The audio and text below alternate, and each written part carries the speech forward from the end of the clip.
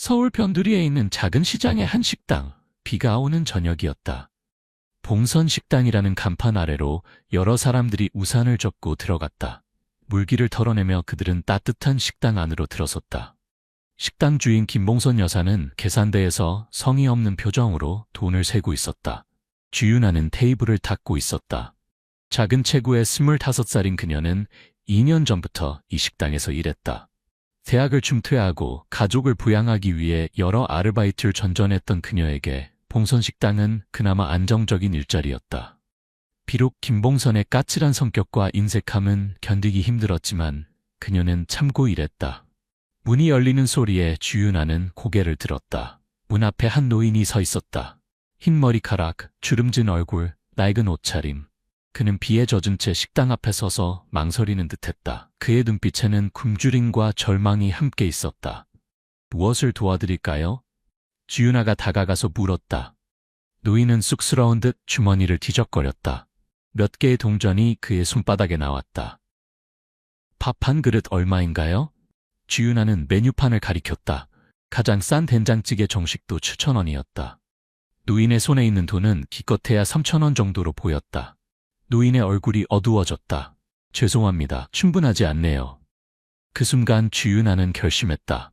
오늘 저희 식당에서 특별 이벤트로 첫 손님에게 무료 식사를 드리고 있어요.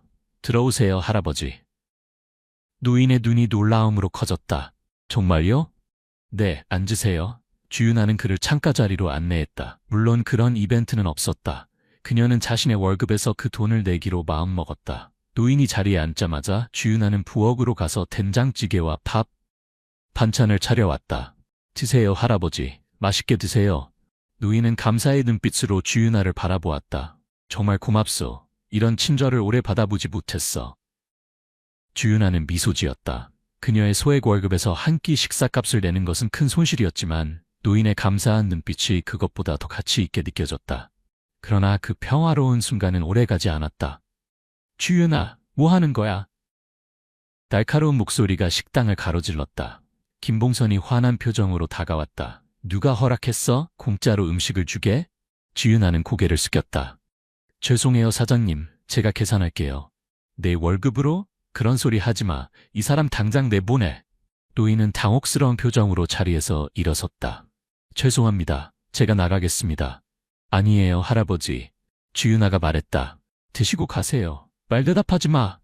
김봉선이 소리쳤다. 그녀는 노인의 테이블로 가서 식사를 치웠다. 우리 식당은 자선단체가 아니야. 나가. 노인은 말없이 고개를 숙이고 자리에서 일어났다. 다른 손님들은 불편한 표정으로 고개를 돌렸다. 아무도 개입하지 않았다. 주윤아는 노인을 향해 사과의 눈빛을 보냈다. 노인은 슬픈 미소를 지으며 고개를 저었다. 괜찮아요, 아가씨. 당신의 친절함은 잊지 않을게요. 그리고 노인은 비가 내리는 밤으로 다시 사라졌다. 김봉선은 주윤아에게 돌아섰다. 오늘 일은 끝이야. 더 이상 여기서 일하지 마. 주윤아는 충격에 빠졌다. 사장님, 제발요. 제가 그 식사비 내겠습니다. 돈 문제가 아니야. 네가 내 권위를 무시했어. 당장 나가. 주윤아는 눈물을 참으며 앞치마를 벗었다. 그녀에게 이 일자리는 생계였다. 하지만 그녀는 후회하지 않았다. 노인에게 친절을 베푼 것은 옳은 일이었다. 비가 더 세차게 내리는 밤거리로 나온 주윤아. 그녀는 우산도 없이 비를 맞으며 걸었다. 어디로 가야 할지, 무엇을 해야 할지 막막했다. 그녀는 시장 입구의 작은 포장마차 아래로 발걸음을 옮겼다.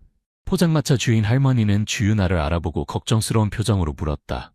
아이고, 윤아야, 무슨 일이야? 이렇게 비를 맞고. 주윤아는 억지로 미소 지었다. 괜찮아요, 할머니. 그냥 일이 좀. 들었어. 봉선이가 너를 내쫓았다면서? 그 독한 여자. 할머니는 한숨을 쉬며 어묵 한 그릇을 내밀었다. 먹어, 몸 데워야지.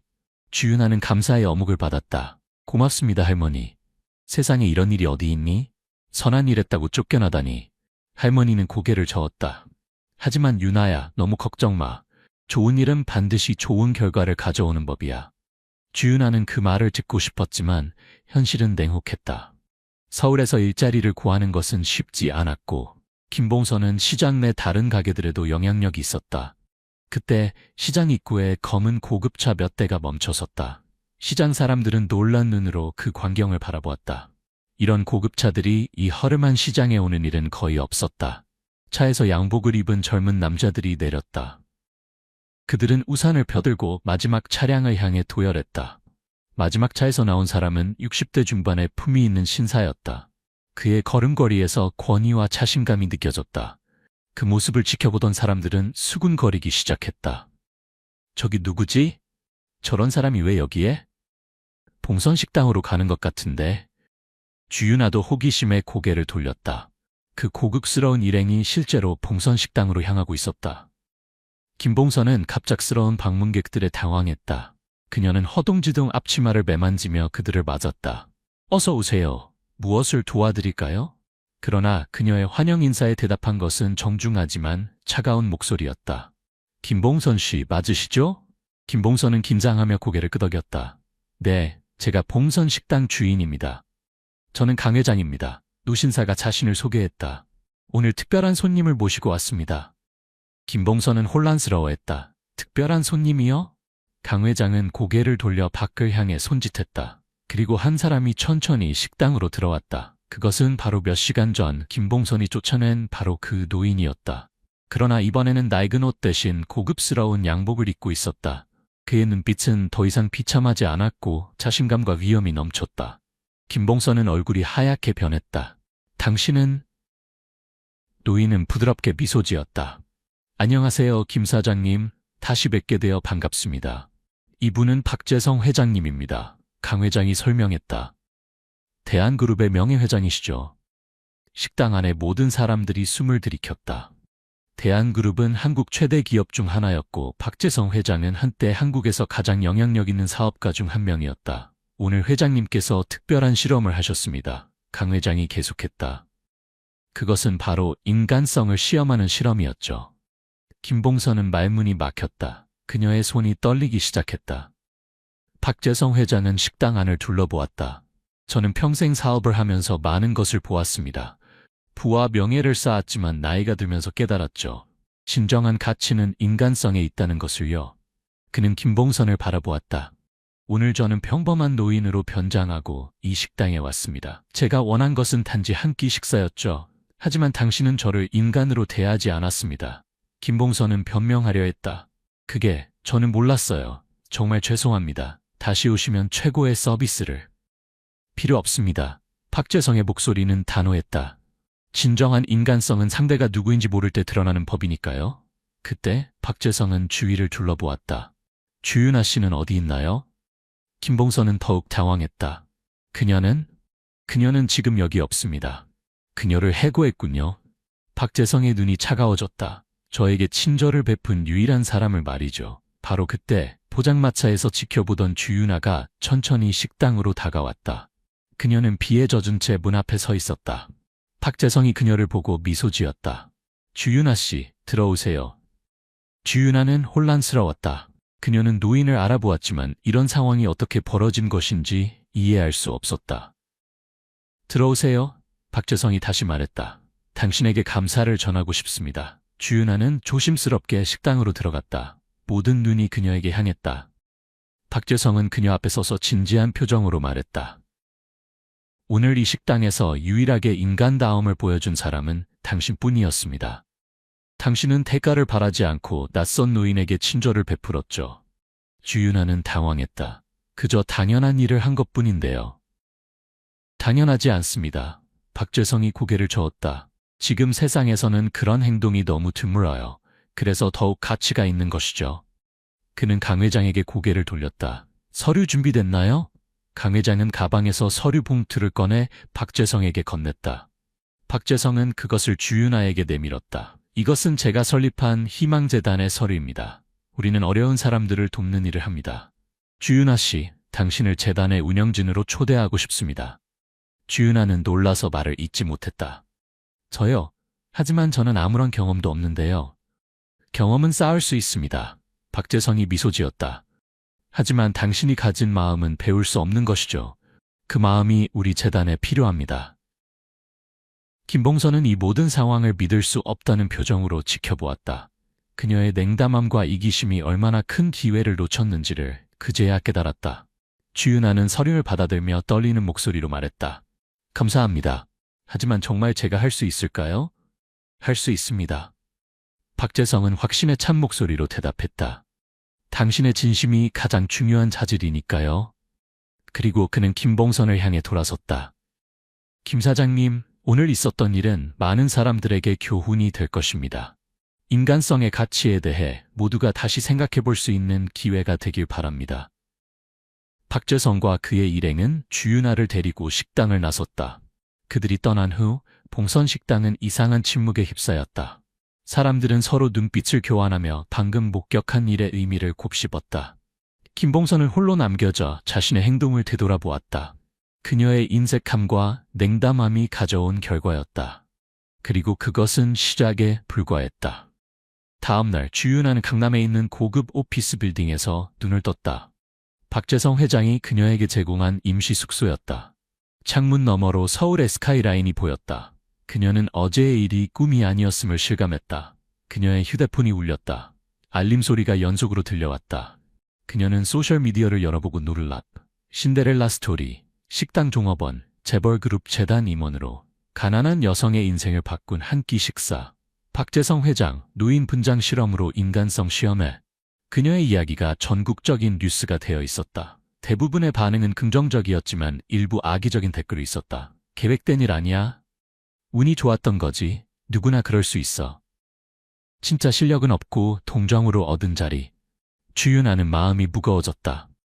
그녀는 단지 옳은 일을 했을 뿐인데 이제 모든 사람들이 그녀를 판단하고 있었다. 그녀는 이런 관심을 원한 적이 없었다. 전화가 다시 울렸다. 이번에는 강 회장이었다. 주윤아 씨, 괜찮으세요? 뉴스 보셨어요? 네. 주윤아가 약하게 대답했다. 너무 신경 쓰지 마세요. 좋은 일을 했을 때 비난받는 것은 늘 있는 일입니다. 오늘 회장님께서 만나고 싶어 하세요. 준비되면 연락 주세요. 주윤아는 전화를 끊고 깊은 숨을 들이마셨다. 그녀는 갑작스러운 상황에 압도되었지만 이것이 새로운 시작임을 알았다. 한편 봉선 식당은 문을 열지 않았다. 김봉선은 전날 밤 이후 모습을 드러내지 않았다. 시장 사람들은 그녀가 창피함에 숨어 있다고 추측했다. 그러나 실제로 김봉선은 복수를 계획하고 있었다. 그녀는 주윤아의 명성을 떨어뜨릴 방법을 찾고 있었다. 그녀는 지역 기자에게 연락했다. 저에게 폭로할 이야기가 있어요. 주윤아에 관한 진실이죠. 기자는 흥미를 보였다. 어떤 진실인가요? 그 여자는 사실 계산적이에요. 그녀는 박재성 회장님을 알아보고 일부러 그런 행동을 한 거예요. 모든 게 연기였다고요? 기자는 의심스러워했다. 증거가 있으신가요? 직접적인 증거는 없지만 그녀가 전에도 비슷한 일을 했어요. 손님들에게 친절한 척하면서 뒤에서는 이득을 챙겼죠. 기자는 망설였다. 확인되지 않은 소문을 기사화하기는 어렵습니다. 돈을 드릴게요. 김봉선이 제안했다. 그러나 기자는 거절했다. 죄송합니다. 저희는 그런 식으로 일하지 않습니다. 김봉선의 계획은 실패했지만 그녀는 포기하지 않았다. 그녀는 소셜미디어에 가짜 계정을 만들어 악의적인 소문을 퍼뜨리기 시작했다. 그날 오후 주윤아는 박재성 회장을 만났다. 그의 사무실은 서울 전경이 내려다 보이는 고층 빌딩 꼭대기에 있었다. 앉으세요, 주윤아 씨. 박재성이 친절하게 말했다. 어제 일로 많이 당황하셨을 텐데요. 주윤아는 고개를 끄덕였다. 아직도 믿기지 않아요. 왜 저 같은 사람에게 이런 기회를? 저 같은 사람이라죠? 박재성이 미소 지었다. 당신은 특별합니다. 제가 여러 식당을 방문했어요. 모두 비슷한 상황에서 저를 외면했죠. 오직 당신만이 손을 내밀었습니다. 그는 책상 위에 파일을 여놓다. 희망재단은 제가 은퇴 후 설립한 단체입니다.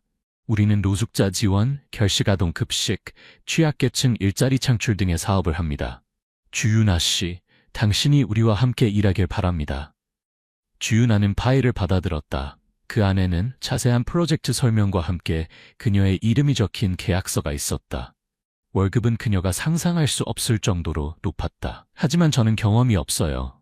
당신은 가장 중요한 자질을 갖추고 있습니다. 박재성이 단호하게 말했다. 진심과 배려심, 나머지는 배울 수 있어요. 주윤아는 잠시 생각에 잠겼다. 이것은 그녀의 인생을 완전히 바꿀 기회였다. 하지만 그녀는 준비가 되어 있을까? 시간을 드릴게요. 박재성이 말했다.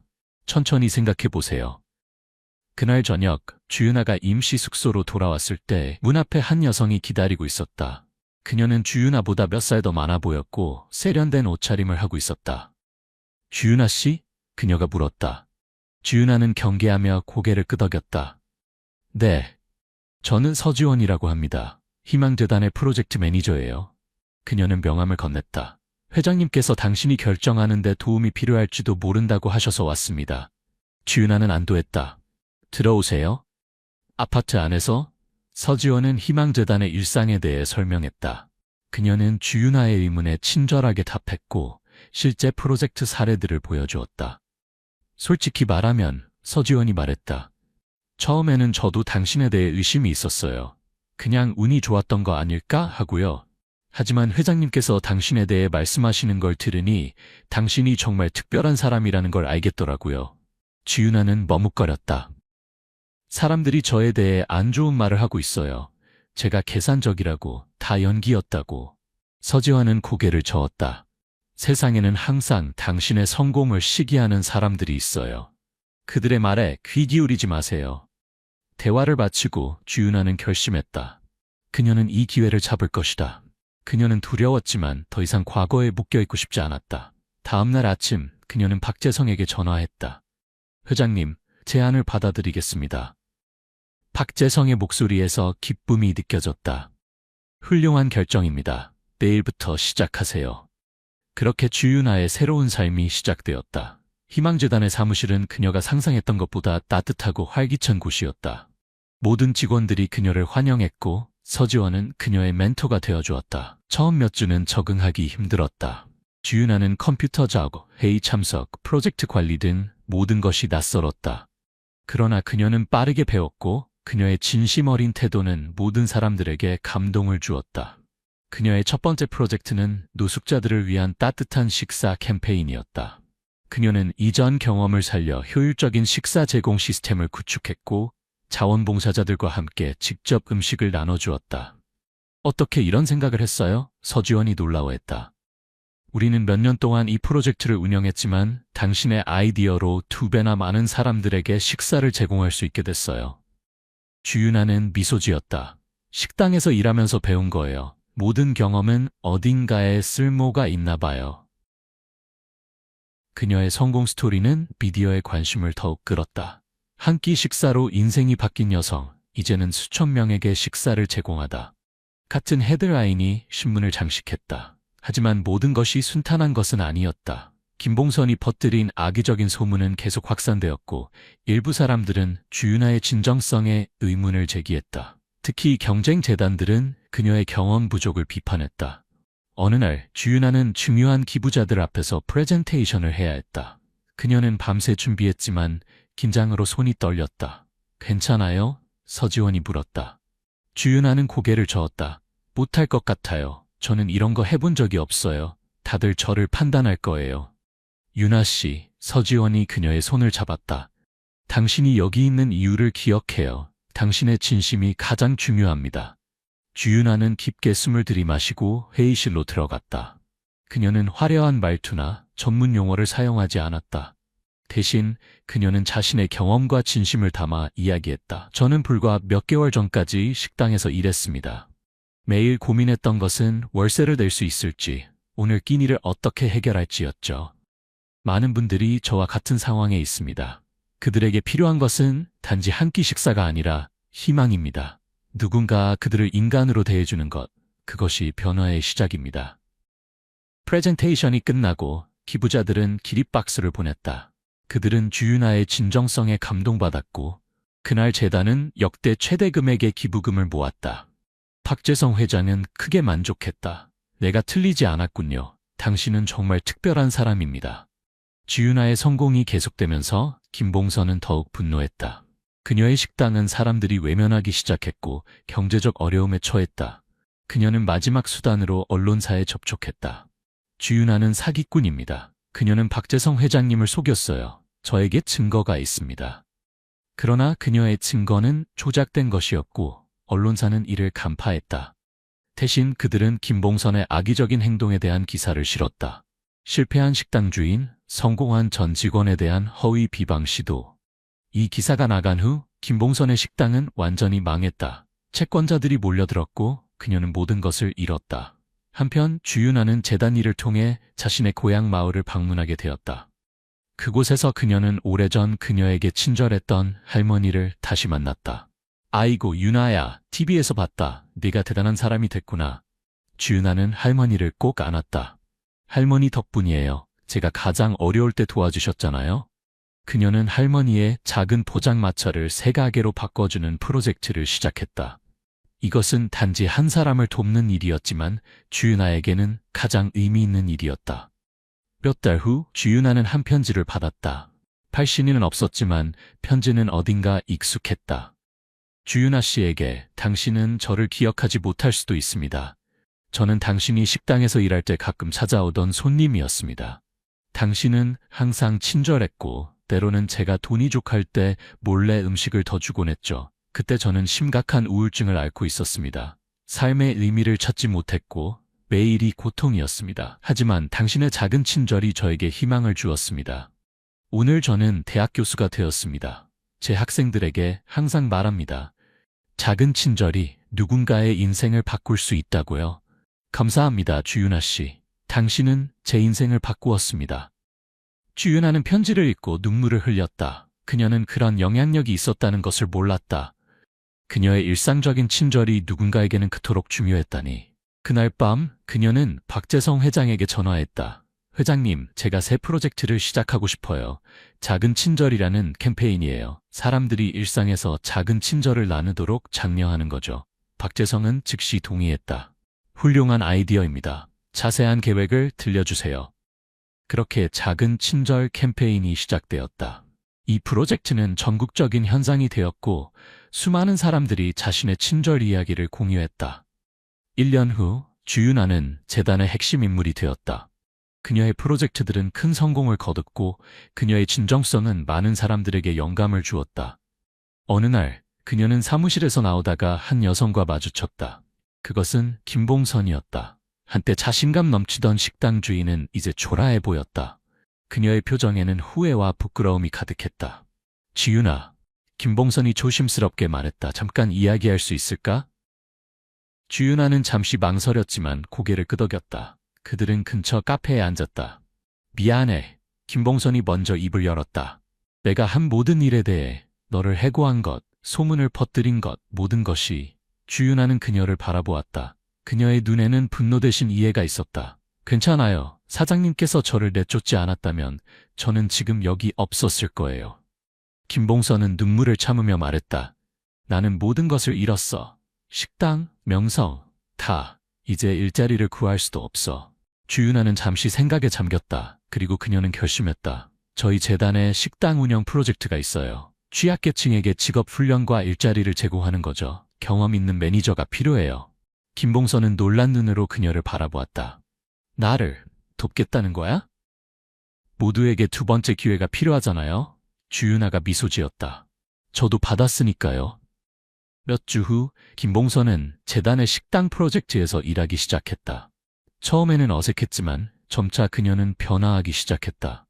그녀의 까칠한 성격은 부드러워졌고 그녀는 자신이 훈련시키는 사람들에게 진심으로 관심을 보였다.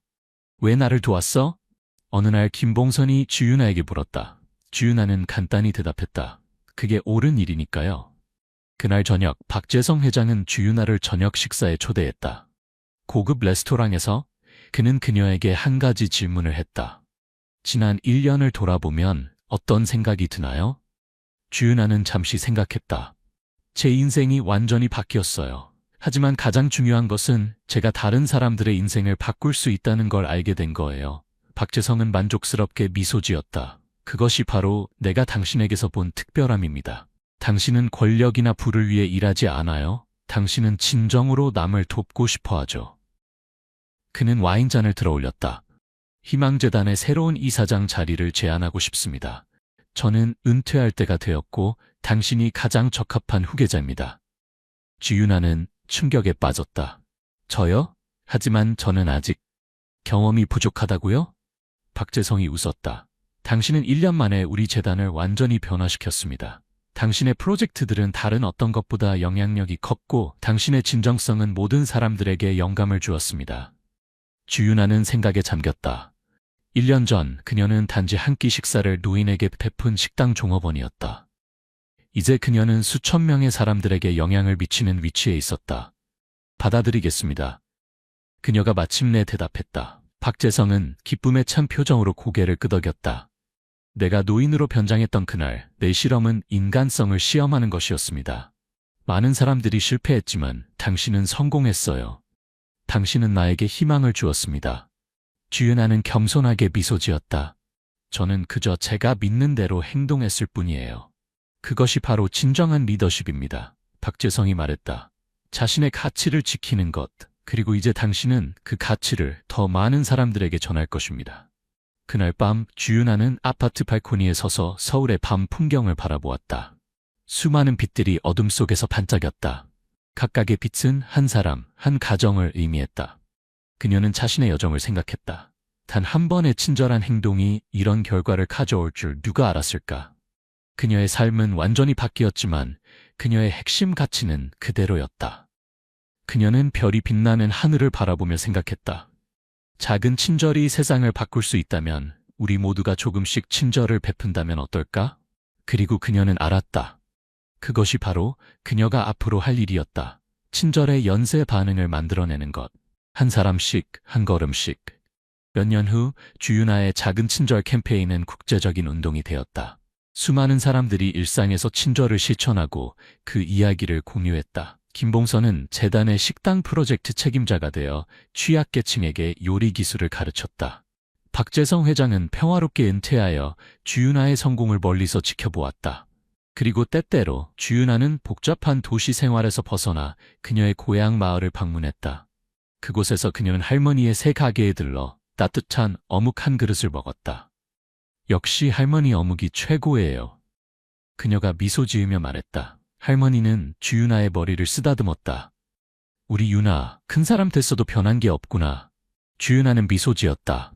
그것이 바로 그녀가 가장 자랑스러워하는 점이었다. 환경은 바뀌었지만 그녀의 마음은 변하지 않았다. 그녀는 종종 그날을 떠올렸다. 비 오는 저녁 한 노인이 식당에 들어왔던 그 순간. 그때 그녀가 한 선택이 그녀의 삶을 영원히 바꾸었다. 하지만 그것은 단지 그녀가 항상 해왔던 일이었다. 친절하게 대하기, 도움이 필요한 사람을 돕기, 옳은 일 하기. 가장 단순한 행동이 가장 큰 변화를 가져올 수 있다는 것을 그녀는 이제 확실히 알았다. 그녀의 이야기는 많은 사람들에게 영감을 주었고 계속해서 전해졌다. 그것은 단순한 교훈을 담고 있었다. 세상은 친절함으로 바뀔 수 있다는 것. 그리고 그것은 단 한 사람, 단 한 순간, 단 한 가지 친절한 행동으로 시작될 수 있다. 정우는 서울 강남의 호화로운 펜트하우스에 살고 있는 35세의 사업가였다. 모든 것이 완벽하게 정돈된 그의 삶은 겉으로 보기에 흠 하나 없는 그림 같았다. 고급 레스토랑 체인과 수십억 원의 부동산 프로젝트를 소유한 그는 사람들의 부러움과 선망의 대상이었다. 하지만 그 화려함 속에서 정우는 자신의 마음이 텅 비어 있다고 느꼈다. 마치 퍼즐 한 조각이 빠진 것처럼. 그날 정우는 서울에서 1시간 이상 떨어진 작은 시골 시장으로 차를 몰았다. 단순한 기분 전환이 아니라 업무상 궁금증 때문이었다. 며칠 전 수석 셰프와의 회의에서 최근 공급업체의 채소 품질이 떨어져 VIP 고객들이 불만을 표시하기 시작했다는 이야기를 들었다. 완벽주의자인 정우는 갑자기 흥미를 느꼈다. 직접 시골 시장에 가서 채소를 확인해보고 싶군요. 더 좋은 공급처를 찾을 수도 있을 테니까요. 비서는 놀라며 말렸다. 사장님, 그런 일까지 직접 하실 필요는 없습니다. 하지만 정우는 손을 저었다. 사무실에만 있으니 지루하기도 하고 기분 전환도 될 것 같아. 시골 시장은 그의 눈앞에 펼쳐졌다. 작고 진흙투성이인 길, 허름한 가판대들, 그리고 분주한 사람들의 목소리로 가득했다. 정우의 값비싼 구두는 진흙에 더럽혀졌지만 그는 개의치 않았다. 그는 한 작은 채소 가판대 앞에서 멈췄다. 거기에는 9살쯤 되어 보이는 소녀가 앉아 있었다.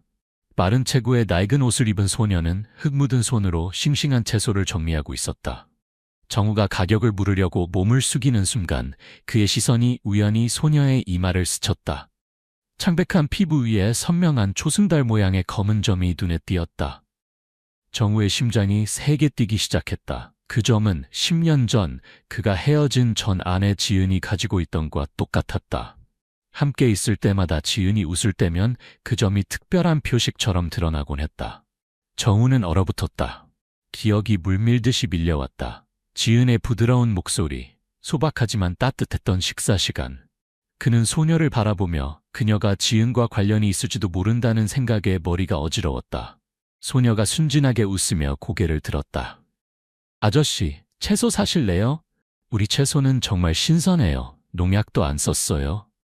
맑은 목소리가 정우를 현실로 돌아오게 했다. 그는 고개를 끄덕이며 몇 다발의 채소를 사고 소녀가 말한 가격의 2배를 지불했다. 하지만 그의 눈은 여전히 그 점에서 떨어지지 않았다. 소녀가 무거운 바구니를 들고 떠나자 정우는 이상한 끌림을 느꼈다. 그는 가만히 서 있을 수 없었다. 그의 다리는 마치 가슴 속에서 커져가는 예감에 대한 답을 찾고자 하는 듯 자동으로 소녀의 뒤를 따랐다. 붉은 흙길이 정우를 초록빛 논밭 사이로 이끌었다. 젖은 흙냄새와 새들의 청아한 지저김이 어우러진 곳이었다. 소녀의 이름은 소라. 정우는 그녀가 근처 상인에게 인사하는 것을 듣고 알게 되었다. 소라는 무거운 채소 바구니를 작은 어깨에 메고 흔들흔들 앞서 걸었다. 정우는 거리를 두고 따라가며 들키지 않으려 했지만 그의 마음은 실치레처럼 꼬여 있었다.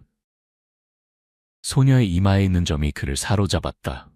그것은 옛날 지은의 모습을 떠올리게 했다. 한때 사랑했지만 부와 성공을 쫓다 떠나보냈던 여인. 소라는 마을 가장자리에 있는 초라한 오두막 앞에서 멈춰섰다. 녹슨 함석지붕, 얼룩진 흙벽, 임시 변통으로 문 대신 세워진 나무 판자들. 정우는 나무 뒤에 숨어 심장이 쿵쾅거리는 것을 느꼈다. 오두막 안에서 목소리가 들려왔다. 소라야, 왔니? 채소 엄마한테 줘. 그 목소리는 이상하게 익숙했다. 정우는 목이 말라오는 것을 느꼈다. 지은이다. 틀림없었다. 그는 앞으로 나섰다. 다리가 자신의 것이 아닌 것처럼 떨렸다. 지은이 문간에 나타났다. 바구니를 들고 있는 그녀는 예전보다 훨씬 마르고 피부도 예전처럼 하얗지 않았으며 머리카락도 윤기를 잃었다. 30대 중반의 나이였지만 그녀의 눈은 여전히 부드러웠다. 다만 이제는 고된 세월의 흔적이 담겨 있었다. 지은은 정우를 보고 얼어붙었다. 바구니가 그녀의 손에서 떨어졌고 채소가 땅에 굴렀다. 당신, 여기서 뭐 하는 거예요? 그녀는 떨리는 목소리로 더듬거렸다. 정우는 바로 대답하지 않았다. 그는 주위를 둘러보았다. 한 중년 남자가 초라한 모습으로 구석에 앉아 어망을 손질하고 있었다. 아마도 지은의 새 남편일 것이다. 5살쯤 되어 보이는 남자아이가 뛰어나와 지은의 다리를 껴안고 낯선 사람을 호기심 어린 눈으로 바라보았다. 소라는 채소 바구니를 내려놓고 지은 옆에 섰다. 맑은 눈동자로 정우를 올려다보았다. 정우는 목이 메었다. 지은은 가난하지만 따뜻함이 넘치는 가정을 이루고 있었다. 반면 그는 부유하지만 호화로운 펜트하우스의 차가운 벽 사이에서 외롭게 살고 있었다. 지은은 침착함을 되찾고 그를 집 안으로 초대했다. 그녀는 낡은 주전자로 차를 끓였다. 차는 탁했지만 시골 향기가 났다.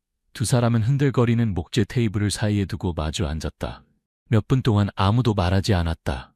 마침내 정우가 입을 열었다. 그의 목소리는 깊고 무거웠다. 소라, 이마에 점이 있는 소녀.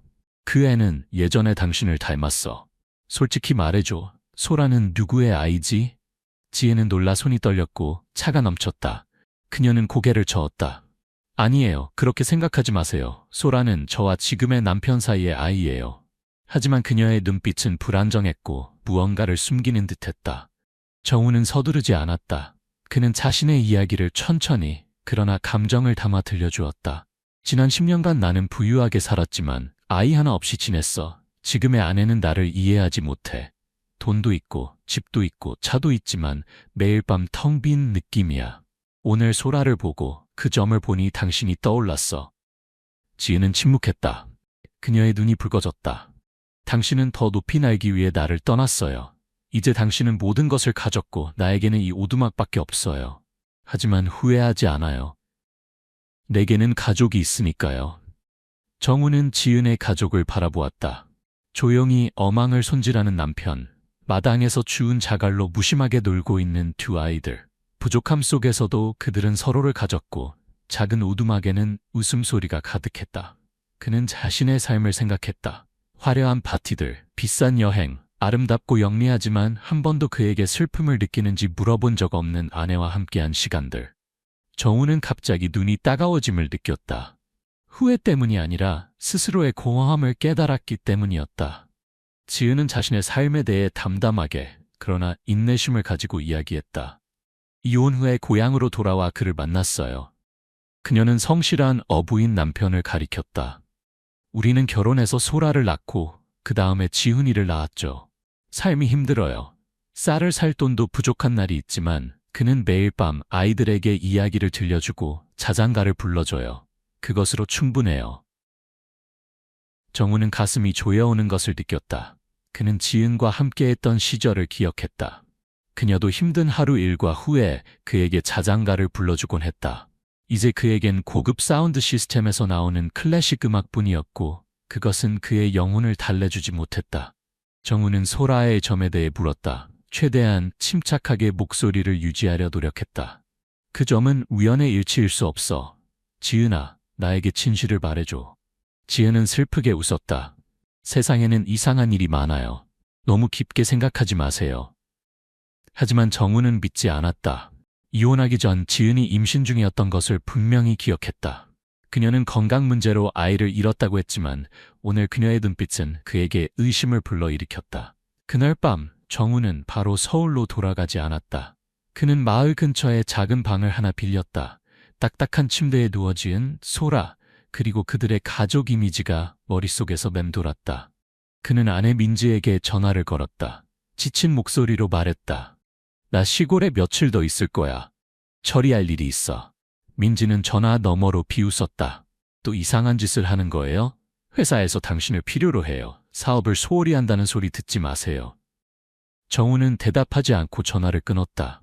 그는 민지가 이해하지 못한다는 것을 알았고 아마 결코 이해하지 못할 것이다. 다음 날 아침 정우는 지은의 오두막으로 돌아갔다.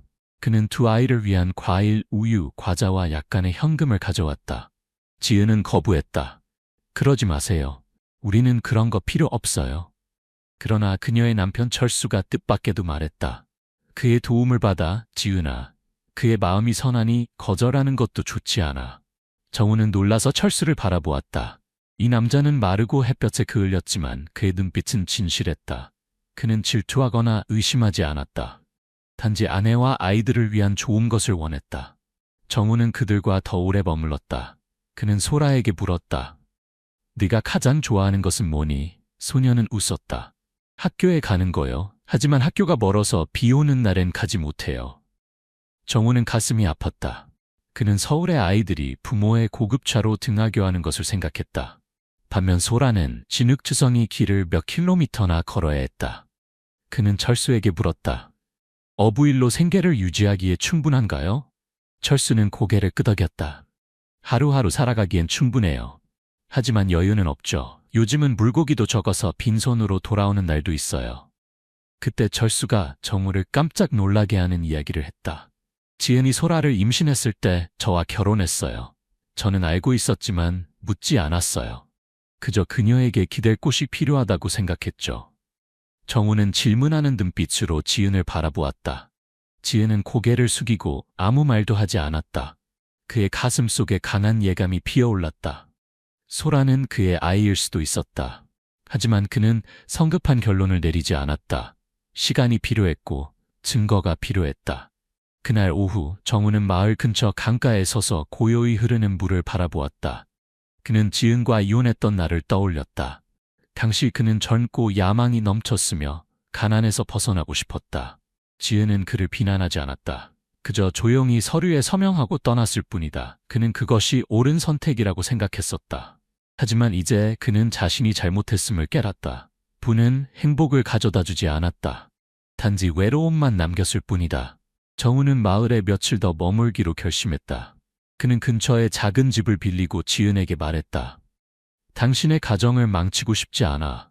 하지만 소라에 대한 진실을 알고 싶고 가능하다면 도움을 주고 싶어. 지은은 고개를 저었다.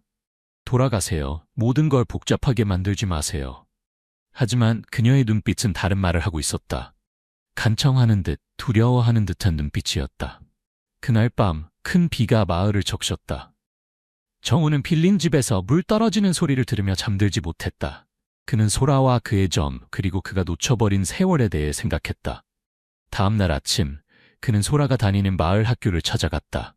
낡은 건물에 구멍난 지붕, 삐걱거리는 책상과 의자들. 그는 소라의 선생님을 만나 소녀에 대해 물었다.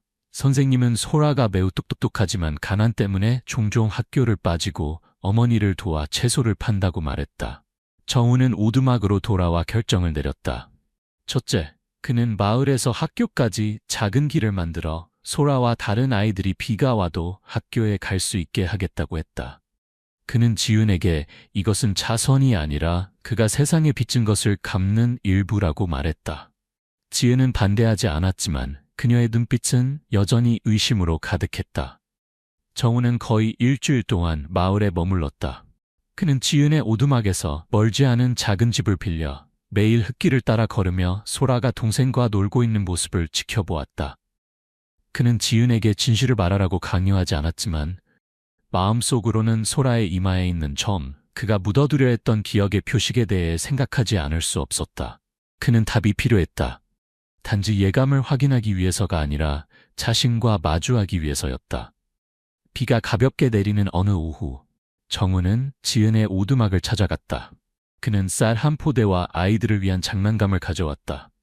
지은은 마지못해 그를 맞이했지만 철수는 친절했다. 들어오세요. 이런 비에 밖에 서 있다간 젖을 거예요. 정우는 낡은 나무 의자에 앉아 소라가 동생 지은과 몇 개의 자갈을 가지고 노는 모습을 지켜보았다. 그는 무심코 물었다. 소라는 몇 살이지? 지은이 빠르게 대답했다. 9살이요. 당신이 떠난 해에 태어났어요. 정우는 움찔했다. 그가 떠난 해, 즉 그가 지은과 이혼한 지 10년 이상이 지났지만 소라는 겨우 9살이었다. 그는 질문하는 눈빛으로 지은을 바라보았지만 그녀는 돌아서서 부엌에 밥솥과 씨름하는 척했다. 그날 밤 정우는 잠을 이루지 못했다. 그는 이혼 전의 기억을 더듬었다. 지은은 임신 중이었지만 아이를 잃었다고 했다. 당시 그는 그녀를 믿었다. 부와 성공을 잡기 위해 모든 유대를 끊고 싶었기 때문이다. 하지만 이제 모든 것이 맞아떨어지지 않았다. 그는 증거를 찾기로 결심했다. 다음 날 아침 그는 마을에서 수십 년간 살아온 시할머니라는 잡화점 주인을 찾아갔다. 시할머니는 그를 보고 이를 드러내며 웃었다. 서울에서 오신 분이 왜 여기 계속 머무시나요? 정우는 직접적으로 물었다. 지은 씨네 소라에 대해 아시는 게 있나요? 시할머니는 망설이다가 이야기했다. 지은이 임신한 채 마을에 왔을 때 모두가 궁금해했지만 감히 묻지 못했다고 했다. 그녀는 몇 달 동안 혼자 살다가 소라를 낳았고 철수가 나중에 그녀와 결혼하여 소라를 자신의 아이로 받아들였다. 하지만 출산 직후 지은이 울면서 떠난 남자에 대해 뭔가 말했던 기억이 나요. 정우는 가슴이 조여오는 것을 느끼며 시할머니에게 감사를 표하고 떠났다. 머릿속이 혼란스러웠다. 정우는 소문에 의존하고 싶지 않았다. 그는 명확한 증거가 필요했다. 그는 서울에 있는 의사 친구에게 연락하여 비밀리에 DNA 검사를 주선해달라고 부탁했다. 그는 소라가 의자에서 잠든 사이 몇 가닥의 머리카락을 가져갔고 자신의 머리카락 샘플과 함께 검사를 의뢰했다. 결과를 기다리는 동안 그는 불안과 희망이 뒤섞인 나날을 보냈다. 그는 자신이 무엇을 바라는지 알 수 없었다. 소라가 그의 딸이기를? 아니기를? 죄책감 없이 떠날 수 있기를? 결과는 폭우가 내리는 아침에 도착했다. 정우는 떨리는 손으로 봉투를 열었다.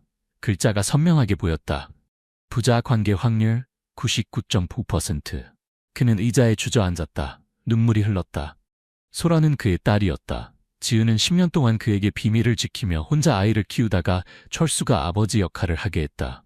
정우는 분노와 고통, 연민이 뒤섞인 감정을 느꼈다. 그는 지은이 왜 그렇게 했는지 이해할 수 없었지만 그녀와 마주해야 한다는 것을 알았다. 정우는 그날 오후 바로 오두막을 찾아갔다. 지은은 지훈의 옷을 기우고 있었고 소라는 옆에서 낡은 책을 읽고 있었다. 철수는 물고기를 잡으러 나가 아직 돌아오지 않았다. 정우는 검사 결과를 테이블 위에 올려놓았다. 목소리가 떨렸다. 설명해줘, 지은아. 소라는 내 딸이지, 그렇지? 지은은 종이를 보더니 얼굴이 창백해졌다. 그녀는 떨리며 눈물을 흘렸다. 어떻게 이럴 수 있어요? 정우는 낮게 말했다. 진실이 필요했어.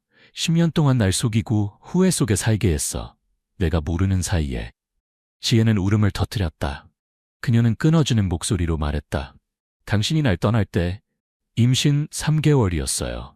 말하려고 했지만 당신은 구속받기 싫다고 했어요. 당신이 의무감 때문에 남았다가 나중에 괴로워할까봐 두려웠어요. 고향으로 돌아와 소라를 낳고 혼자 키우려고 했어요. 철수 씨는 모든 걸 알고도 저와 결혼했어요. 소라를 자기 딸로 받아들였죠. 당신이 돌아와 우리 삶을 망치길 원하지 않았어요. 정우는 지은의 말을 듣고 가슴이 찢어지는 듯한 고통을 느꼈다. 그는 지은 앞에 무릎을 꿇었다. 내가 잘못했어. 네가 얼마나 고통받았는지 몰랐어. 하지만 이제 알게 됐어. 소라를 더 이상 외면할 수 없어.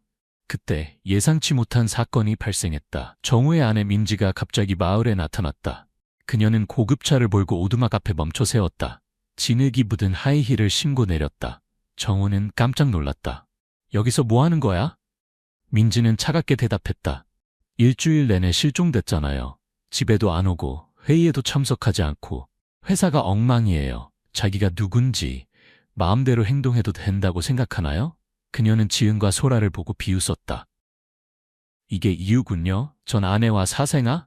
지은은 고개를 숙이고 아무 말도 하지 않았다. 정우는 민지를 밖으로 끌고 나갔다. 목소리에 날이 섰다. 그렇게 말하지 마. 이건 내 일이야. 하지만 민지는 멈추지 않았다. 그녀는 소리쳤다. 이 시골 구석 때문에 저를 버리려고요? 제가 어떻게 당신의 경력을 쌓도록 도왔는지 잊었나요? 정우는 침묵했다. 그는 민지가 어느 정도 옳다는 것을 알았다. 그녀는 영리한 여자로 사업에서 그를 많이 도왔다. 하지만 그는 또한 그들 사이에 사랑이 없고 단지 차가운 협력 관계일 뿐이라는 것도 알았다. 민지는 떠나며 경고했다. 그들을 선택하면 모든 것을 잃을 거예요. 당신이 회사를 망치도록 내버려 두지 않을 거예요. 정우는 비 속에 서서 마음이 혼란스러웠다. 그는 경력을 잃고 싶지 않았지만 이제 막 찾은 딸인 소라에게서 등을 돌릴 수도 없었다. 그날 밤 철수는 고기잡이에서 돌아왔다. 흠뻑 젖고 지쳐 보였다. 그는 오두막의 무거운 분위기를 느끼고 지은에게 물었다. 무슨 일이야? 지은은 울며 모든 것을 털어놓았다. 철수는 말없이 듣고는 구석에 앉았다. 정우는 철수가 화를 낼까 걱정했다. 그러나 놀랍게도 철수는 그를 바라보며 차분한 목소리로 말했다. 소라가 내 친딸이 아니란 걸 오래전부터 알고 있었어요. 하지만 내 딸처럼 사랑했죠. 당신이 그 아이의 아버지니 방해하지 않을게요. 다만 지은과 아이들이 더 상처받지 않기를 바랄 뿐이에요. 정우는 철수의 너그러움에 놀랐다. 그는 자문했다. 내가 그 입장이었다면 그렇게 할 수 있었을까? 철수는 계속했다. 하지만 소라를 데려가려 한다면 동의할 수 없어요. 9회 동안 그 아이는 저를 아버지라고 불렀어요. 아이가 상처받는 걸 원치 않아요. 정우는 고개를 끄덕였다. 양육권을 요구하지 않을게요. 단지 보상하고 싶을 뿐이에요. 철수는 쓸쓸하게 웃었다. 그럼 좋겠네요. 하지만 지은이 모든 걸 말하지 않았다는 걸 알아야 해요. 지은은 철수의 말을 듣고 떨며 정우를 바라보았다. 그녀는 낡은 나무 상자에서 구겨진 편지를 꺼내 그에게 건넸다. 읽어보세요. 정우는 떨리는 손으로 편지를 펼쳤다. 편지는 10년 전 지은이 소라를 막 낳았을 때 쓴 것이었다. 정우에게 당신을 탓하지 않아요. 아이는 당신 것이지만 당신이 알기를 원치 않았어요. 당신에게는 큰 꿈이 있었고 내가 붙잡을 수 없었죠. 아이를 키울게요. 당신은 자유롭게 살아요. 딸 찾지 마세요. 맨 아래에는 삐뚤빼뚤한 글씨로 덧붙여 있었다. 언젠가 이 편지를 읽게 된다면 날 용서해 주세요. 정우는 울었다. 지은이 이렇게까지 희생했다는 것을 몰랐다. 그는 지은을 껴안고 속삭였다. 네가 이럴 자격은 없었어. 네 가족을 망치지 않을게. 하지만 소라를 위해, 너를 위해, 그리고 나 자신을 위해 여기 있을 거야. 지혜는 그를 밀어냈다. 돌아가요. 상황을 더 복잡하게 만들지 마세요. 하지만 정우는 고개를 저었다. 이미 결정을 내렸다. 지은의 편지를 읽은 후 정우는 오두막 처마 아래 서 있었다. 비는 여전히 그의 어깨를 적셨다. 구겨진 편지는 이제 그의 손에서 단순한 설명이 아닌 그의 자존심에 깊이 박힌 칼이 되었다. 지혜는 그가 자유롭게 살 수 있도록 모든 것을 희생했다. 반면 그는 10년 동안 돈과 명예만을 줬다가 공허함 외에는 아무것도 얻지 못했다. 그는 지은을 바라보며 목이 쉰 목소리로 물었다. 왜 말하지 않았어? 한 번이라도 말했다면 내가 머물렀을지도 몰라. 지은은 그녀의 눈물이 비와 섞였다. 당신은 이해하지 못해요. 그때의 당신은 높이 날기만을 원했어요. 내가 짐이 되고 싶지 않았어요. 철수가 일어나 지은의 어깨에 손을 얹었다. 그의 목소리는 깊었지만 확고했다. 더 이상 울지 마. 과거의 일이야. 그가 여기 있으니 원하는 대로 하게 해. 정우는 철수를 바라보며 존경심과 부끄러움이 밀려왔다. 이 가난한 남자는 그보다 훨씬 더 넓은 마음을 가지고 있었다. 그는 고개를 숙이고 말했다. 철수 씨, 감사합니다. 당신의 관용에 합당하지 않습니다. 철수는 그 말을 듣고 미소 지으며 지은에게 집에서 손님을 대접하라고 했다. 그리고는 두 아이의 뺨에 키스한 후 고기잡이를 위해 서둘러 장비를 챙겼다. 분위기가 가라앉기도 전에 밖에서 큰 소리가 들렸다. 민지의 고급차가 다시 돌아왔다. 헤드라이트가 오두막을 비추었다. 민지는 차에서 내렸다. 이전과 달리 차분함을 잃은 모습이었다. 그녀는 비 속에서 소리쳤다. 정우, 당장 돌아와요. 회사가 위기예요. 당신이 없는 동안 큰 투자자가 자금을 회수했어요. 모든 걸 망치고 싶은 거예요? 정우는 그녀를 마주하러 나갔다. 진정해. 시간이 필요해. 민지는 비웃었다. 전 배우자와 행복한 가족 놀이할 시간 허락하지 않을 거예요. 지혜는 그 말을 듣고 소라와 지훈을 안으로 데려갔다. 아이들이 이것을 보는 것을 원치 않았다. 철수는 가만히 서 있었다. 그의 눈빛은 평온했지만 경계하는 모습이었다. 민지는 정우를 가리키며 말했다. 선택하세요. 저와 함께 돌아가서 경력을 지킬 것인지 아니면 여기 남아 모든 것을 잃을 것인지. 농담이 아니에요. 정우는 침묵했다. 그의 마음은 혼란스러웠다. 그는 민지가 거짓말하지 않는다는 것을 알았다. 회사는 어려움을 겪고 있었고 그가 돌아가지 않으면 수백 명의 직원이 일자리를 잃을 것이다. 수년간의 노력이 물거품이 될 것이다. 하지만 오두막을 바라보며 지은 뒤에 숨은 소라를 보니 그는 등을 돌릴 수 없었다.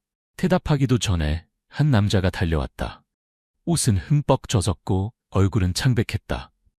철수 씨가 사고를 당했어요. 배가 강해서 뒤집혔어요. 물이 너무 빨라요. 지은은 비명을 지르며 바깥으로 달려나갔다. 비옷도 잊은 채 정우는 얼어붙었다가 급히 뒤따랐다. 민지는 그 자리에 서서 중얼거렸다. 미쳤군. 하지만 떠나지는 않았다. 온 마을 사람들이 강가로 몰려들었다. 그곳에서는 급류가 작은 배의 잔해를 휩쓸고 있었다. 철수는 몇몇 사람들에 의해 강가로 끌려왔다. 의식이 없었고 몸은 차가웠다. 지은은 그를 붙잡고 흐느꼈다. 여보, 깨어나요?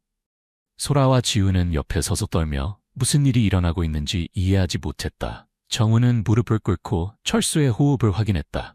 약했지만 아직 살아있었다. 그는 구급차, 빨리 일하고 외쳤다. 하지만 마을 사람들은 고개를 저었다. 진료소가 너무 멀어요.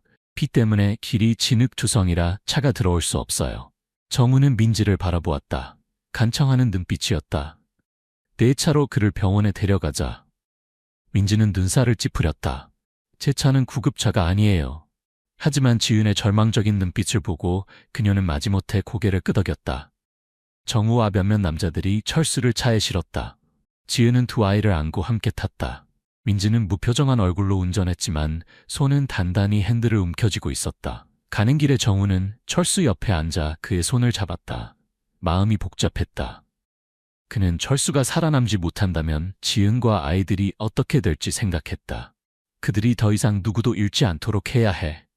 현 병원에 도착하자 철수는 응급실로 급히 이송되었다. 의사는 그가 물에 빠져 질식했고 다리뼈가 부러졌다고 말했다. 긴급 수술이 필요했지만 비용은 지은의 능력을 훨씬 초과했다. 정우는 주저하지 않았다. 제가 다 지불할게요. 그냥 그를 살려주세요. 민지는 병원 복도에 서서 정우가 철수를 걱정하는 모습 그리고 지은이 두 아이를 안고 우는 모습을 지켜보았다. 그녀는 갑자기 입을 열었다. 그들을 그렇게 사랑하나요? 정우는 놀라 고개를 들었다. 사랑이 아니야. 10년 전부터 진 빚이지. 민지는 쓴웃음을 지었다. 의무라. 그럼 저와 회사는요? 당신이 이러는 걸 보는 게 저에게 얼마나 아픈지 생각해 보셨나요? 정우는 깜짝 놀랐다. 그는 민지가 정말로 그에게 감정이 있다고 생각한 적이 없었다. 그는 항상 그녀가 돈과 명예 때문에 자신과 함께 있다고 여겼다. 민지는 계속해서 떨리는 목소리로 말했다. 당신이 나를 사랑하지 않는다는 걸 알아요. 하지만 나는 처음부터 당신을 사랑했어요. 당신을 잃고 싶지 않아요. 하지만 여기 남기로 결정했다면 방해하지 않을게요. 단지 분명히 말해주세요. 정우는 그녀를 바라보며 죄책감이 밀려왔다. 그는 대답했다. 미안해. 더 이상 예전처럼 돌아갈 수 없어. 민지는 돌아서서 눈물을 흘렸다. 하지만 그녀는 바로 병원을 떠나지 않았다. 그녀는 비서에게 전화를 걸어 투자자와의 계약을 연기하라고 지시했다. 시간이 필요해요. 그리고 그녀는 의자에 앉아 멀리서 정우를 조용히 바라보았다. 그녀의 행동은 정우를 당황스럽게 했다. 민지는 그가 생각했던 것보다 복잡한 사람이었다. 철수는 수술 후 위기를 넘겼지만 여전히 의식이 없었다. 지은은 병상 옆에 앉아 그의 손을 잡고 속삭였다. 깨어나요. 당신 없이는 살 수 없어요. 정우는 문 밖에 서서 그 말을 듣고 마음이 아팠다. 그는 조용히 걸어 들어갔다. 지은아, 좀 쉬어. 내가 철수 씨를 지켜볼게. 지은은 그를 바라보다가 갑자기 말했다. 그럴 필요 없어요. 당신은 우리에게 빚진 게 없어요. 그녀는 잠시 머뭇거리다가 덧붙였다. 소라는 당신 딸이지만 모든 걸 말하지 않았어요. 정우는 놀랐다. 뭐가 더 있어? 지혜는 고개를 숙이며 목이 메었다. 소라를 낳을 때 거의 죽을 뻔했어요. 의사는 제가 더 이상 아이를 가질 수 없다고 했어요. 지우는 제 친아들이 아니에요. 철수와 저는 마을에서 버려진 아기를 입양했어요. 정우는 충격을 받았다. 그는 소파에서 자고 있는 지훈을 바라본 뒤 다시 지훈을 보았다. 왜 말하지 않았어? 지은은 슬프게 웃었다. 당신이 저를 불쌍히 여기길 원치 않았어요. 저는 가난해도 강하다는 걸 보여주고 싶었어요. 지은의 고백은 정우에게 이 가족이 혈연만이 아닌 사랑과 희생으로 묶여 있다는 것을 깨닫게 했다. 그는 자신을 돌아보았다. 부유하지만 누구를 위해 희생한 적이 없었다. 그는 지은의 손을 잡았다. 어떤 일이 있어도 너와 아이들이 더 이상 고통받지 않게 할게. 그날 밤 정우는 철수 옆에 앉아 모든 것을 생각했다. 소라는 그의 딸이었다. 지은은 한때 그가 사랑했던 사람이었다. 철수는 그가 존경하는 사람이었고 민지는 그가 빚을 진 사람이었다. 그는 예전 삶으로 돌아갈 수 없었지만 회사에 대한 책임도 져버리고 싶지 않았다. 그는 비서에게 전화를 걸었다. 내 회사 지분 50%를 매각해. 그 돈으로 회사를 구하고 일부는 이 마을의 가족들을 위해 보내. 비서는 놀랐다. 사장님, 제정신이세요? 정우는 대답했다. 아니, 지금이 가장 또렷해. 다음 날 아침 철수가 깨어났다. 그는 약하게 정우를 바라보며 말했다. 고마워요. 정우는 미소 지었다. 제가 감사해야 할 사람은 당신입니다. 그는 지은에게 돌아섰다. 마을에 남을 거예요. 당신들 근처에 작은 집을 지을 거예요. 소라를 요구하지 않겠지만 제 방식대로 그 아이의 아버지가 되고 싶어요. 지은은 울었지만 고개를 끄덕였다. 민지가 들어와 정우에게 종이 한 장을 건넸다. 이혼 서류에 서명했어요. 이제 자유예요. 하지만 회사는 지킬 거예요. 우리 둘 다의 열정이니까요. 정우는 고개를 끄덕이며 그녀에게 감사했다. 민지는 뒤돌아보지 않고 떠났지만 그녀의 눈빛은 진정으로 포기했음을 말해주었다. 철수는 혼수 상태에서 깨어난 후 지친 눈으로 지은과 두 아이가 곁에 있는 것을 보고 빛이 났다. 정우는 병실 문 밖에 서서 그들이 재회하는 모습을 지켜보았다. 마음은 가볍기도 하고 무겁기도 했다. 그는 마을에 남기로 결정했다. 회사 지분 50%를 매각하여 사업도 구하고 지은의 가족도 도울 것이다. 하지만 그는 모든 일이 여기서 끝나지 않을 것임을 알았다. 민지는 이혼 서류에 서명하고 떠났다. 그녀는 정우에게 큰 공백을 남겼다. 사랑 때문이 아니라 10년간의 습관 때문이었다. 하지만 가장 그를 괴롭히는 것은 철수였다. 이 관대한 남자가 과연 자신을 진정으로 받아들일 수 있을까? 한때 지은을 버린 사람이 이제 소라의 아버지로서 돌아온 것을. 철수는 며칠 후 오두막으로 돌아왔다. 다리에 깁스를 하고 쉬어야 했다. 지은은 남편을 돌보느라 바빴고 동시에 두 아이도 보살펴야 했다. 정우는 방문할 때마다 음식과 약을 가져왔지만 이번에는 분위기가 예전처럼 편안하지 않았다. 철수는 그를 바라보았고 그의 눈에는 더 이상 친절함이 아닌 경계심이 있었다. 지은이 빨래하러 나갔을 때 철수는 정우를 불렀다. 깊은 목소리로 말했다. 여기 앉아요. 할 말이 있어요. 정우는 오래된 나무 의자에 앉았다. 불안감이 밀려왔다. 철수는 그를 똑바로 바라보았다. 저를 구해주고 우리 가족을 도와줘서 고맙습니다. 하지만 당신이 여기 있는 것, 지은과 소라 가까이 있는 것, 제가 불편하지 않을 거라 생각하나요? 저는 성인이 아닙니다. 저는 그녀의 남편이고 아이들의 아버지입니다. 9해 동안. 정우는 고개를 숙였다. 이해해요. 당신의 가족을 망치고 싶지 않아요. 단지 소라와 지은에게 제가 저지른 실수를 보상하고 싶을 뿐이에요. 철수는 쓴웃음을 지었다. 보상? 돈과 당신의 존재가 지은이 10년 동안 겪은 고통을 지울 수 있다고 생각하나요? 떠나세요. 상황을 더 복잡하게 만들지 마세요. 철수의 말은 정우의 가슴을 후려쳤다. 그는 자신의 희생이 쉽게 받아들여질 것이라고 생각한 것이 너무 순진했음을 깨달았다. 그는 일어나 떠나려고 했다. 그때 지은이 들어와 대화의 마지막 부분을 들었다. 그녀가 소리쳤다. 철수, 그렇게 말하지 마요. 그는 나쁜 의도가 없어요. 철수는 지은에게 돌아섰다. 그의 목소리는 평소에 듣기 어려운 격앙된 것이었다. 당신은 그가 매일 당신 주변에 있는 걸 바라나요? 내가 당신과 소라를 위해 무엇을 했는지 잊었어요? 지은은 울었다. 잊지 않았어요. 하지만 그는 소라의 아버지예요. 그를 낯선 사람처럼 쫓아낼 수는 없어요.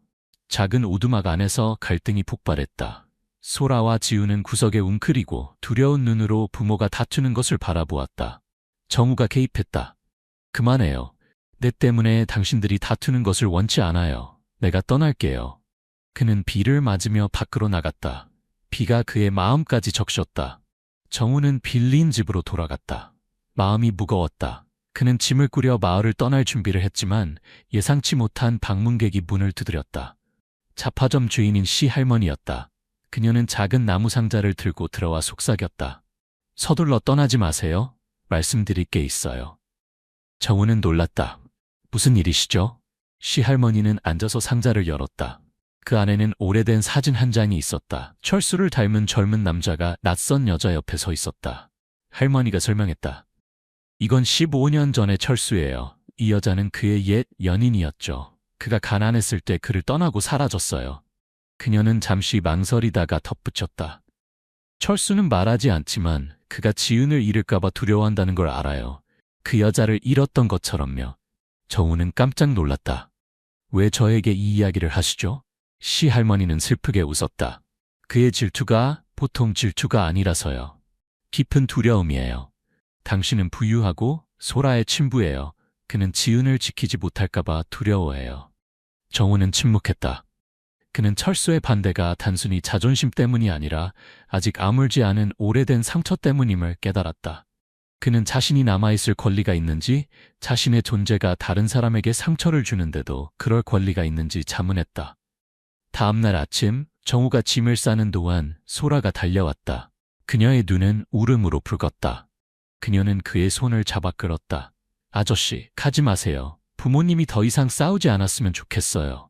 정우는 무릎을 꿇고 소라를 안았다. 아저씨도 그러고 싶지 않아. 하지만 내 아버지가 내가 여기 있는 걸 원치 않아. 소라는 울었다. 아저씨가 제 진짜 아버지란 거 알아요. 엄마가 말해줬어요. 아저씨를 잃고 싶지 않지만 아버지가 슬퍼하는 것도 싫어요. 소라의 말에 정우는 목이 베었다. 9살 소녀가 이토록 이해심이 깊다니 놀라웠다. 그는 물었다. 내가 어떻게 했으면 좋겠니? 소라는 망설이다가 말했다. 여기 남아주세요. 하지만 부모님이 싸우게 하지 마세요. 저는 온 가족이 행복했으면 좋겠어요. 정우는 소라를 꼭 안았다. 그의 마음에 새로운 결심이 생겼다. 그는 떠날 수 없었지만 철수와 지은 사이를 불화하게 할 수도 없었다. 다른 방법을 찾아야 했다. 정우는 오두막으로 돌아가 철수를 만났다. 그는 직접적으로 말했다. 떠나지 않겠습니다. 하지만 당신의 가정에 끼어들지도 않겠습니다. 마을에 살면서 평범한 주민처럼 일하고 당신이 허락할 때만 소라에게 가까이 하겠습니다. 저는 당신을 존중합니다. 철수는 그를 바라보았다. 눈빛은 여전히 차가웠지만 반대하지는 않았다. 지은은 옆에 서서 안도의 한숨을 내쉬었지만 공기는 여전히 팽팽했다. 상황이 안정되기도 전에 새로운 위기가 닥쳤다. 민지가 다시 마을에 나타났다. 하지만 이번에는 정우를 데려가기 위해서가 아니었다. 그녀는 돈 가방과 서류 묶음을 가져왔다. 차분한 목소리로 말했다. 회사에서 제 지분 30%를 팔아 투자자들 빚을 갚았어요. 이건 남은 돈이에요. 원하는 대로 쓰세요. 제가 이기적이라고 생각하지 않기를 바랍니다. 정우는 충격을 받았다. 왜 이러는 거야? 민지는 대답했다. 당신에게 돈만 중요한 게 아니란 걸 보여주고 싶었어요. 당신을 놓아줬지만 잘 살기를 바라요. 민지의 행동은 정우를 놀라게 했다. 그는 그녀가 생각했던 것처럼 냉정하지 않다는 것을 깨달았다. 그는 돈 가방을 받아들고 말했다. 고마워. 이걸 마을과 소라를 위해 쓸게. 민지는 고개를 끄덕이고 떠났다. 이번에는 돌아오지 않을 것이다. 정우는 그녀를 바라보며 감사와 아쉬움이 뒤섞인 감정을 느꼈다. 민지는 황혼이 물드는 마을을 떠났다. 그녀의 고급차는 진흙투성이 길을 지나갔다. 그녀는 혼자 운전했고 손은 단단히 핸들을 쥐었지만 생각은 멀리 떠돌았다. 그녀는 정우와 10년의 세월을 생각했다. 처음 그가 야망에 가득 찬 젊은 사업가였을 때 그녀가 밤새 그와 함께 사업 계획을 세웠던 날들, 그리고 그가 웃을 때 그녀의 심장이 언제부터인가 뛰기 시작했던 순간들. 그녀는 자신의 사랑이 그를 붙잡기에 충분하다고 생각했다. 하지만 오늘 그가 마을에 남기로 결정하고 지은과 소라 곁에 있기로 한 것을 보고 그녀는 자신이 졌음을 깨달았다. 지은에게 진 것이 아니라 정우의 마음속 공허함에 졌다. 그 공허함을 그녀는 채울 수 없었다. 비가 다시 내리기 시작했다. 무거운 빗방울이 차 유리에 부딪혔다. 민지는 와이퍼를 켰지만 시야는 여전히 흐릿했다. 비 때문만이 아니라 눈물 때문이기도 했다. 그녀는 중얼거렸다. 왜 정우야? 내가 뭘 잘못했지? 순간적인 주의력 분산으로 그녀는 앞에 그 커브를 보지 못했다. 차는 비탈길을 내려가 커다란 나무에 부딪혔다. 유리가 깨지고 금속이 충돌하는 소리가 비 속에 울렸다. 그리고 모든 것이 조용해졌다. 민지는 움직이지 않았다. 그녀의 눈은 감겨 있었고 얼굴은 마치 무거운 짐을 내려놓은 것처럼 평화로웠다. 사고 소식은 정우에게 다음날 아침 전해졌다. 그는 가벼운 비유의 햇살 아래 빌린 집의 지붕을 수리하고 있었다. 한 마을 주민이 숨을 헐떡이며 달려왔다. 정우 씨, 서울에서 전화가 왔어요. 당신의 전 아내가 사고로 돌아가셨대요. 정우는 얼어붙었다. 손에 든 망치가 땅에 떨어졌다. 그는 더듬거렸다. 뭐라고? 민지 씨가 돌아가셨대요. 불가능해? 그 남자는 고개를 끄덕였다. 바로 사고 현장으로 오라고 했어요. 여기서 20km 떨어진 도로에서요. 정우는 마을을 뛰쳐나와 주민에게 빌린 오래된 오토바이를 타고 진흙투성이 길을 미친 듯이 달렸다. 그의 머릿속은 혼란스러웠다. 민지의 마지막 말이 메아리쳤다. 당신이 잘 살기를 바라요. 그는 자책했다. 왜 그녀를 혼자 가게 했지? 왜 붙잡지 않았지? 현장에 도착했을 때 경찰이 이미 구역을 봉쇄해 놓았다. 민지의 고급차는 이제 구겨진 금속 덩어리에 불과했다. 민지는 들것 위에 누워 하얀 천으로 덮여 있었다. 정우는 무릎을 꿇고 떨리는 손으로 천을 만졌지만 들어올릴 용기는 없었다. 그는 소리 없이 울었다. 단지 흐느낌만 있을 뿐이었다. 이혼했고 그들 사이에 열정적인 사랑이 없었을지라도 정우는 자신의 마음 한 부분이 부서진 것을 느꼈다. 민지는 단순한 전 아내가 아니었다.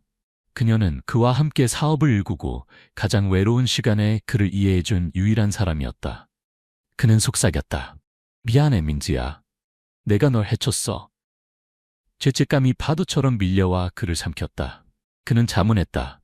내가 마을에 남지 않았다면, 내가 그녀와 함께 돌아갔다면 일이 달라졌을까? 하지만 아무도 대답하지 않았다. 오직 차가운 바람만이 그를 스쳐 지나갔다. 정우는 혼란스러운 상태로 마을로 돌아왔다. 그는 누구에게도 민지의 죽음에 대해 말하지 않았다. 그저 조용히 빌린 집으로 들어가 멍하니 앉아 있었다. 그는 소라, 지은, 철수, 그리고 민지를 생각했다. 그는 자신의 존재가 너무 많은 고통을 가져왔다는 것을 깨달았다. 지은과 철수는 불화했고 민지는 영원히 떠났다. 그는 스스로에게 말했다. 여기 더 이상 있을 수 없어. 난 자격이 없어. 정우는 회사 지분을 팔아 얻은 모든 남은 돈, 상당한 액수를 가져왔다. 그는 원래 이 돈을 마을을 개발하는 데 쓰고 소라 명의로 은행 계좌를 개설할 계획이었다. 그는 떨리는 손으로 편지를 썼다. 지은, 철수, 그리고 소라에게 제가 저지른 잘못을 어떻게 갚아야 할지 모르겠습니다. 보상하러 왔지만 오히려 고통만 가져왔습니다. 민지는 저 때문에, 제 이기심 때문에 떠났습니다. 더 이상 여러분과 마주할 수 없습니다. 철수 씨와도 소라와도 한때 제가 사랑했던 사람의 피가 묻은 손으로는 이 돈은 제가 소라에게 남길 수 있는 전부입니다. 아이가 더 나은 미래를 가질 수 있도록 저는 아버지가 될 자격도 당신 곁에 있을 자격도 없습니다. 절 찾지 마세요. 제가 나타나기 전처럼 행복하게 사세요. 진심으로 사과드립니다. 정우드림. 그는 편지를 테이블 위에 놓고 빌린 집의 문을 잠근 뒤 밤중에 떠났다. 아무도 그가 가는 것을 보지 못했다. 그가 빌린 오토바이는 다음날 아침 강가에서 발견되었지만 정우는 마을의 짙은 안개 속으로 사라진 것처럼 보이지 않았다. 다음날 아침 지은은 정우에게 아침을 가져다 줄 생각으로 그의 빌린 집을 찾았다. 하지만 그녀는 반쯤 열린 문과 테이블 위에 편지만을 발견했다. 그녀는 편지를 읽고 눈물을 주체할 수 없었다. 서둘러 오두막으로 돌아가 철수에게 편지를 건넸다. 철수는 편지를 다 읽은 후 떨리는 손으로 붉어진 눈으로 지은을 껴안았다. 미안해 여보, 내가 질투했어. 당신을 잃을까봐 두려웠어. 하지만 그가 이렇게 떠나길 원한 건 아니었어. 지은은 해느꼈다. 저도 그가 떠나길 원하지 않았어요. 그는 단지 잘못을 바로잡으려 했을 뿐인데 어쩌다 이렇게 됐죠? 소라는 부모의 대화를 듣고 강가로 달려갔다. 오토바이가 발견된 곳으로 그녀는 외쳤다. 아버지, 돌아와요. 하지만 오직 바람만이 대답했다. 지은과 철수는 딸을 쫓아가 그녀를 안았다. 그들은 회색 하늘 아래 서서 함께 울었다. 철수는 속삭였다. 이제부터 질투하지 않을게. 당신과 아이들을 위해, 그리고 그를 위해 잘 살 거야. 지은과 철수는 일상으로 돌아갔다. 정우가 남긴 돈은 마을에 새 학교를 짓는 데 사용되었다. 소라와 지훈이 제대로 교육받을 수 있도록 그들은 행복하게 살았지만 지은의 마음 한구석에는 항상 빈 공간이 있었다. 소라의 이마에 있는 점을 볼 때마다 그녀는 정우를 생각했다. 그가 어디에 있는지, 살아있는지, 아니면 영원히 떠난 것인지. 철수도 변했다. 더 이상 질투하지 않고 마치 정우를 그런 길로 몰았다는 죄책감의 일부를 가지고 있는 것처럼 조용해졌다. 마을은 점차 변화했지만 정우의 이야기는 미스터리로 남았다. 어떤 사람들은 그가 먼 도시에서 노숙자처럼 떠돌아다니는 것을 보았다고 했다. 다른 이들은 그가 그날 밤 강에 뛰어들어 괴로운 삶을 끝냈다고 말했다. 아무도 진실을 알지 못했다. 오직 지은이 오래된 나무 상자에 보관하고 있는 편지만이 상실과 희생을 상기시키는 증거로 남았다. 이야기는 끝났지만 완전하게 끝나지는 않았다. 듣는 이들은 자문했다. 정우는 살아있을까? 그는 찾던 평화를 찾았을까? 아니면 영원히 고통 속에 묻혀 있을까? 지은과 철수는 행복했지만 그 행복은 정우의 그림자가 어딘